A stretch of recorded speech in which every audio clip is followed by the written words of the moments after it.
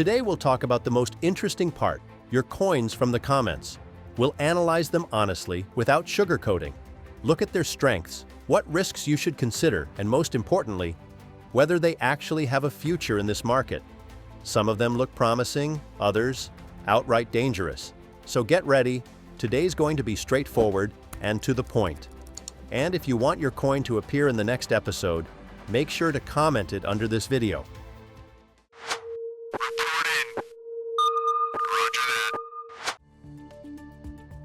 Before we start, this is not financial advice.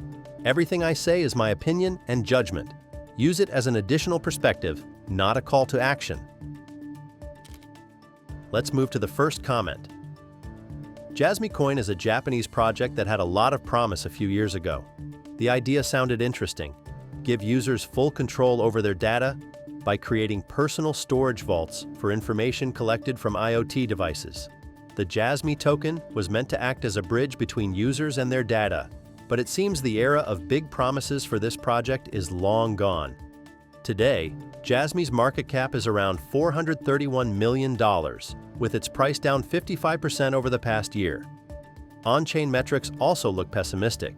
In recent months, daily transaction counts rarely exceeded 2,000. Jasmy looks like a startup from the previous cycle that's trying to stay afloat through new partnerships and loud plans for Q4 2025, the mainnet junction upgrade.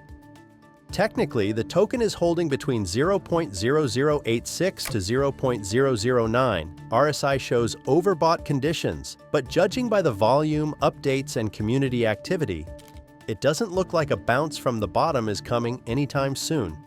Jasmy is a decent project, but its time seems to have passed. Unless the team presents something truly groundbreaking, it'll remain on the list of those that could have been great. What do you think about this coin? Share in the comments. Now let's move to the second one, WorldCoin. It tried to become a new phase in combining crypto and identity technology. The idea sounded ambitious. Build a system that lets anyone prove they're a real person through a device called the Orb, which scans your iris. In return, the user gets a World ID and WLD tokens, forming a new type of human verification for the digital world. It sounds innovative, but behind the shiny concept lies a lot of controversy. First, privacy.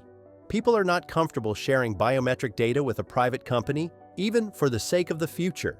Several countries have already launched investigations into WorldCoin, while some jurisdictions have completely suspended the Orb devices because of data security concerns. Second, scalability. For the system to work globally, it needs hundreds of thousands of devices, logistics, and support, all of which require huge funding and time. And the biggest problem, the token itself still lacks a clear purpose.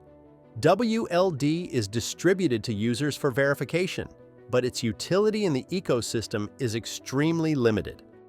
Most of the activity is pure speculation rather than real use. The token distribution is also risky. A large share is concentrated among the team and investors, which creates potential market control. Unlocks are ongoing. In July 2024, the vesting period was extended from 3 to 5 years. But even with that, around 2 million WLD are entering circulation every day. That means constant price dilution. New tokens push the price down even when demand is weak. This is the core issue. The market still doesn't see real value in WLD. FDV already exceeds $7 billion, yet the token's actual use is limited to airdrops. So, taking all this into account, I'd say the situation looks uncertain. An interesting idea, but in practice, one that no one really needs. Let's move on to the next project, Near Protocol. This blockchain was long called a technological monster because of its complex architecture.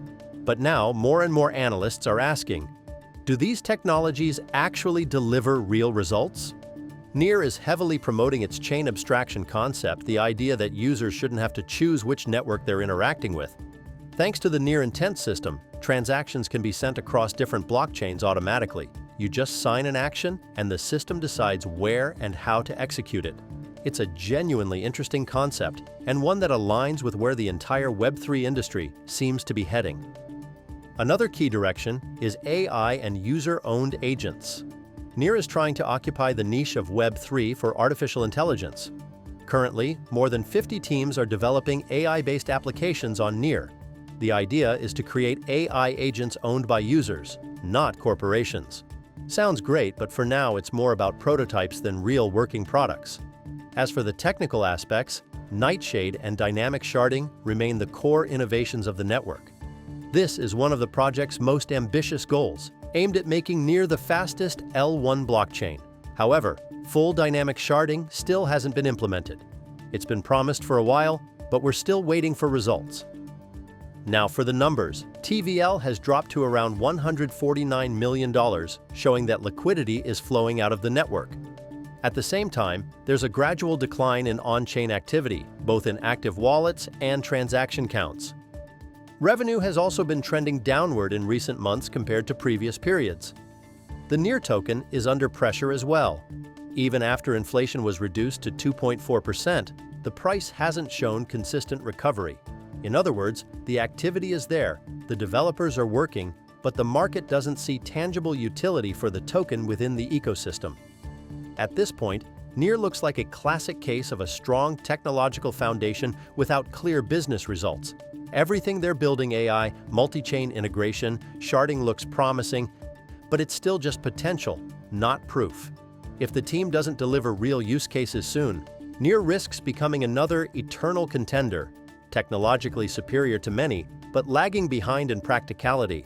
What do you think? Does Near still have a chance to become a top L1, or is its moment already gone? Let's move on to the next token, Gala Games. This is a project that exploded back in 2021 during the GameFi and play-to-earn boom, but now it faces a major challenge. Can it regain its popularity after the hype has long faded? Gala is a blockchain gaming ecosystem where users can play games, earn Gala tokens, and truly own their in-game assets on blockchain. The token itself is used for buying in-game items, founders' node licenses, and various internal operations. The idea is simple: to make gaming economies decentralized so that players actually own what they earn. On paper, it sounds compelling. But the market today is not what it was in 2021. Interest in GameFi has dropped sharply, and most projects have failed to survive the competition. Let's look at the numbers. Gala's market cap currently sits around $412 million, with over 46 billion tokens already in circulation out of the maximum 50 billion. This means there's almost no room left for scarcity. Gala continues to develop its own infrastructure, a founders' node network that supports its games, Gala music, and even Gala film. It's an interesting attempt to expand the brand beyond gaming, but so far these verticals are still in the experimental phase.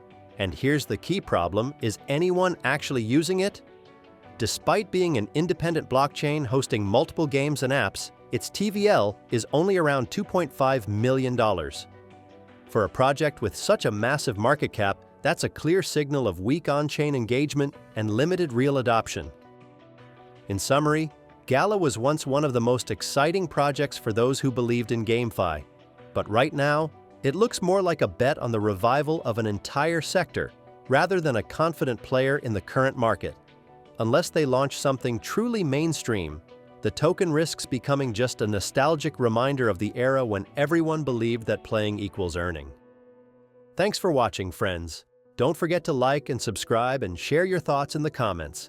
And as always, remember, this video is not financial advice, just my personal take on the market. If you want me to review your favorite coin next, drop it down below.